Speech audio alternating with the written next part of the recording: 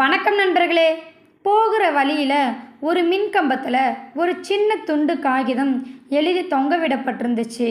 அப்படி என்னதான் அதில் எழுதியிருக்குன்னு ஆர்வத்தில் நானும் போய் படித்தேன். அதில் என்னுடைய 50 ரூபாய் தொலைந்து விட்டது.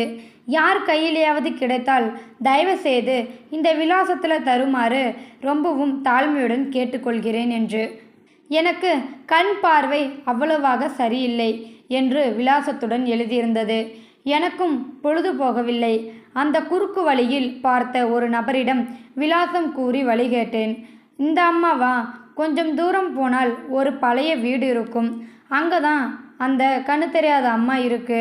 அங்கே ஒரு சின்ன கீத்து கொட்டகை ஒரு நாள் மழைக்கு கூட தாங்காது.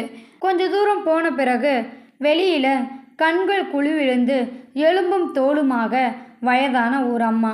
என் காலடி சத்தம் கேட்டதும், யாருப்பா நீ? அம்மா, நான் இந்த வழியாக வந்தேன். எனக்கு 50 ரூபாய் கீழே விழுந்து கிடைத்தது. அது உங்களிடம் தரலாம் என்று வந்தேன். இதை கேட்டதும் அந்த அம்மா அழ ஆரம்பித்து விட்டார். தம்பி, 2 நாளாக கிட்டத்தட்ட 30-35 பேர் வந்து 50 ரூபாய் கீழே விழுந்து கிடைச்சது என்று சொல்லி கொடுத்துட்டு போகிறாங்க. அந்த கடிதம் நான் எழுதவில்லை. எனக்கு எழுத படிக்க தெரியாது.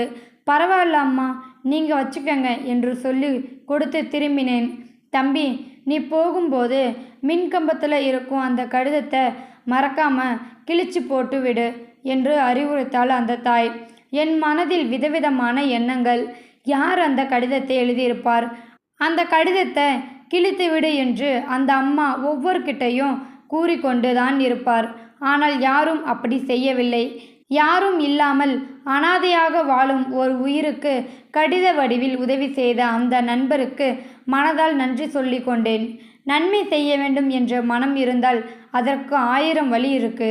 மனதில் யோசித்து கொண்டே வரும்போது வழியில் ஒருவர் என்னிடம், அண்ணன், இந்த விலாசம் எங்கே என்று சொல்ல முடியுமா? கீழே இருந்த 50 ரூபாய் கிடைத்தது. அந்த அம்மா கிட்ட கொடுக்கணும், வழி சொல்கிறீங்களா அப்படின்னு கேட்டான். மனித நேயம் இன்னும் சாகவில்லை, இன்னும் உயிரோடு தான் இருக்கிறது. இந்த வீடியோவில் கருத்து உங்களுக்கு கண்டிப்பாக பிடிச்சிருக்குன்னு நினைக்கிறேன். பிடிச்சிருந்தா லைக் பண்ணுங்கள், ஷேர் பண்ணுங்கள், கமெண்ட் பண்ணுங்கள், மறக்காமல் சப்ஸ்கிரைப் பண்ணுங்கள். தேங்க்யூ ஃபார் வாட்சிங்.